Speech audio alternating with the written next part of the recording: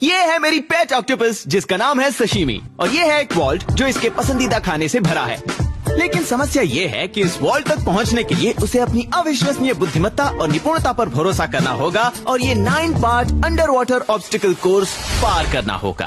और जिस तरह मैंने गिलहरियों के लिए अपने बैकयार्ड में एक ऑब्स्टिकल कोर्स बनाते वक्त उनकी कुशलता पर शक किया, इस बार भी मैं इस अद्भुत जीव की क्षमताओं को देखकर पूरी तरह से हैरान रह गया। लेकिन ये समझने के लिए कि हम यहाँ तक कैसे पहुँचे, हमें वक्त में 6 महीने पीछे जाना होगा, जब मैंने एक पालतू ऑक्टोपस लाने का तय किया, ये देखने के लिए कि क्या वो वास्तव में उतने ही बुद्धिमान है जितना लोग कहते हैं। और फिर उसे क्रंच लैब्स लाकर खारे पानी के लिए अनुकूलित और उचित रूप से सजाए गए टैंक में डालने के बाद वो अपने नए घर में सहज हो गई। और मैंने सबसे पहली बात ये देखी कि ऑक्टोपस बहुत जिज्ञासु होते हैं। उदाहरण के लिए अगर आप टैंक में कुछ भी डालें, भले वो आपका हाथ ही क्यों ना हो, वो तुरंत उसकी तरफ तैर कर उसे छू कर देखना चाहेंगे। इसके बारे में मैं आगे बात करूंगा, लेकिन मेरे हाथ जैसी चीजों को कसकर पकड़े रखने के अलावा ये कितनी ताकतवर है, यकीन ही नहीं होता। उसके टेंटिकल्स मेरे बारे में मेरी गंध, स्वाद और रंग जैसी जानकारी भी इकट्ठा करते हैं। और फिर सिर्फ कुछ ही हफ्तों में ये देखते हुए कि वो कितनी चंचल है, उसके साथ दोस्ती ना करना बड़ा मुश्किल था। फॉर एग्जाम्पल, उसे ऊपर आकर पानी के तेज बहाव के साथ खेलना पसंद था, बिल्कुल वैसे ही जैसे डॉगीज को कार की खिड़की से बाहर अपने सर को निकालना पसंद है। वो हमारे साथ कैच खेलती थी, वो कैमरा देखते ही सेल्फी लेने के लिए पास आती थी, और जब भी हम उसके टैंक में खिलौना रखते थे वो पूरे जोश में उसके साथ कुश्ती करने लगती थी। और जैसे जैसे मैंने थोड़ी और रिसर्च की, मुझे पता चला कि हर साल वो 100 मिलियन ऑक्टोपाई जिन्हें हम या तो खाते हैं या पालते हैं, उसमें से लगभग सभी का जन्म और पालन पोषण समुद्र में ही हुआ है।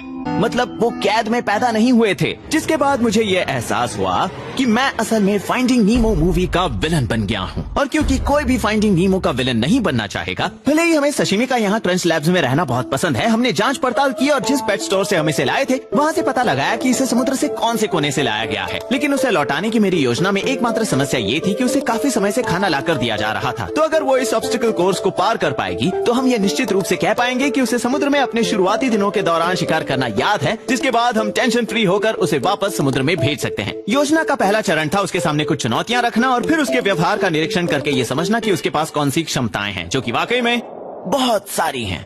शुरुआत के लिए रंग और आकार बदलने की ऐसी क्षमता आपको प्रकृति में और कहीं नहीं मिलेगी। उदाहरण के लिए, क्या आप अपनी नजरों के ठीक सामने छिपे इस ऑक्टोपस को ढूंढ सकते हैं?